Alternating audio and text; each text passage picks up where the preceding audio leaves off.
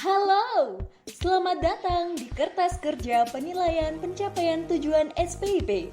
Yuk, kita mulai belajar sekarang. Siapa aja sih yang menilai komponen pencapaian tujuan? Penilaian komponen pencapaian tujuan dilakukan oleh asesor Pemda yang terdiri dari Satker Perencanaan, Satker Pengelola Keuangan, Satker Pengelola Aset, dan Satker Pengendalian Internal. Tujuan 1. Efektivitas dan efisiensi pencapaian tujuan organisasi. Langkah pertama, asesor Pemda Perencanaan melakukan penilaian capaian tujuan outcome melalui KK 5.1 dengan terlebih dahulu mengisi rumusan sasaran strategis, indikator kinerja, dan target kegiatannya. Dengan menggunakan sumber data perjanjian kinerja tahun sebelumnya yang mengacu pada RPJMD, untuk kemudian diisikan pada kolom B, C, dan G. Sumber data tersebut kemudian dianalisis untuk menilai kualitas sasaran strategis Pemda. Indikator kinerja dan keandalan data kinerja pada kolom D, E, dan F diisi dengan memberi nilai Y atau T sesuai dengan kriterianya.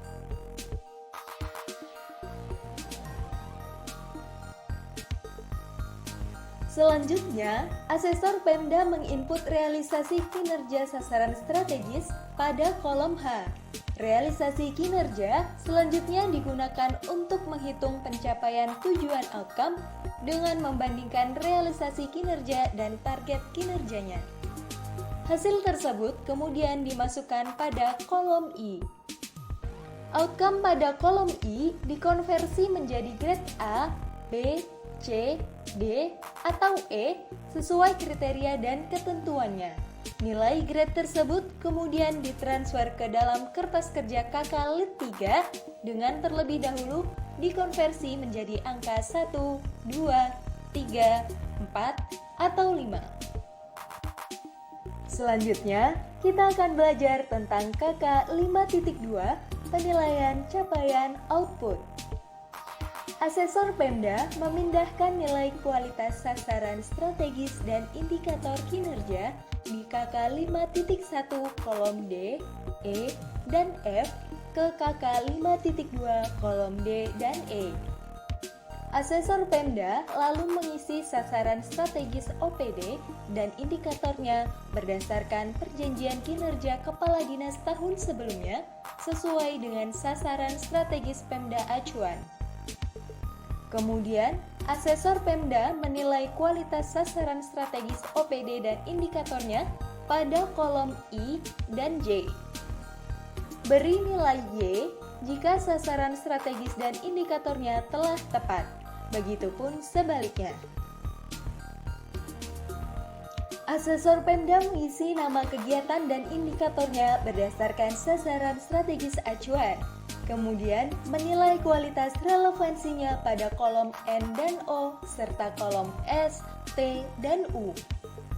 Untuk mengukur output sasaran kegiatan, bandingkan target kegiatan dari Perkin atau DPA dengan realisasi output kegiatan yang bersumber dari LKJIP tahun sebelumnya. Apabila terdapat salah satu nilai kualitas kriteria output T, maka capaian outcome diberi nilai 0 pada kolom persentase realisasi. Capaian kinerja output dalam kolom X kemudian dirata-rata untuk menghitung capaian kinerja output secara keseluruhan. Kemudian dikonversi menjadi grade A, B, C, D, atau E sebelum ditransfer ke KK Lit 3 dalam bentuk angka 1 sampai 5. Tujuan 2. Keandalan pelaporan keuangan. Asesor Pemda melakukan penilaian atas pencapaian tujuan keandalan pelaporan keuangan melalui KK 6 dengan sumber data dari laporan hasil audit BPK 5 tahun terakhir dengan menginput opini, temuan, dan penyebab temuan. Asesor Pemda kemudian menganalisis temuan dan penyebab temuan berulang serta mengkaitkannya dengan subunsur SPIP yang masih memiliki kelemahan. Pemberian grade A, B, C, D, atau E menggunakan kriteria perolehan WTP, ada tidaknya temuan, serta penyebab temuan berulang 5 tahun terakhir. Tujuan 3. Pengamanan aset daerah. Asesor Pemda mengisi informasi opini laporan keuangan 5 tahun terakhir beserta temuan aset administratif sebagaimana terdapat pada LHP atas sistem pengendalian internal pada laporan hasil pemeriksaan BPK. Informasi tersebut kemudian diberikan penilaian terhadap keamanan administratif atas BMD dengan menggunakan grade A, B, C, D, atau E sesuai dengan kriterianya. Hasil penilaian grade akan dikonversikan dalam bentuk skor 1, 2, 3, 4, atau 5. Langkah selanjutnya adalah pengisian informasi temuan aset terkait aspek hukum selama 5 tahun terakhir yang terdapat pada LHP atas sistem pengendalian internal pada laporan hasil pemeriksaan BPK. Asesor Pemda kemudian memberi penilaian terhadap keamanan hukum atas PMD dengan menggunakan grade A, B, C, D, atau E sesuai dengan kriterianya. Grade tersebut akan dikonversikan menjadi skor 1, 2, 3, 4, dan 5 pada KKLIT 3. Asesor Pemda mengisi informasi persentase BMD dalam kondisi aman dan berfungsi baik selama 5 tahun terakhir. Kemudian menilai keamanan fisik atas BMD dengan menggunakan grade A, B, C, D, atau E sesuai dengan kriteria. Nilai grade akan dikonversikan menjadi skor 1, 2, 3, 4, dan 5 pada KKLIT 3.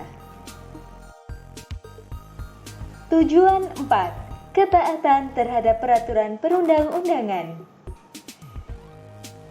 Asesor Pemda mengisi informasi laporan keuangan 5 tahun terakhir beserta temuan kepatuhan terhadap ketentuan peraturan perundang-undangan sebagaimana terdapat pada laporan hasil pemeriksaan BPK.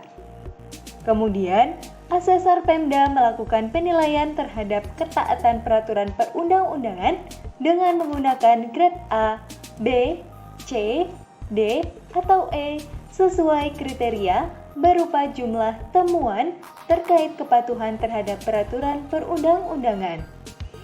Selanjutnya, grade dikonversi menjadi skor untuk KKLIT 3. Asesor Pemda mengisi keterjadian tindak pidana korupsi minimal pejabat eselon 4 Pemda dengan minimal pada tahap penuntutan atau operasi tangkap tangan. Jika ada keterjadian tindak pidana korupsi, maka Asesor Pemda menganalisis dan memberikan penalti terhadap subunsur SPIP berdasarkan keterjadian korupsi yang dapat terdampak penalti pengurangan skor subunsur. Asesor dapat mempertimbangkan pengurangan skor subunsur terkait tindak pidana korupsi sampai level di bawah 3 sesuai dengan kondisi yang kemudian dilakukan pada KK4. Jika seluruh kertas kerja sudah terisi secara lengkap dan rinci, KKLIT SPIP akan menunjukkan skor akhir maturitas penyelenggaraan SPIP. Dan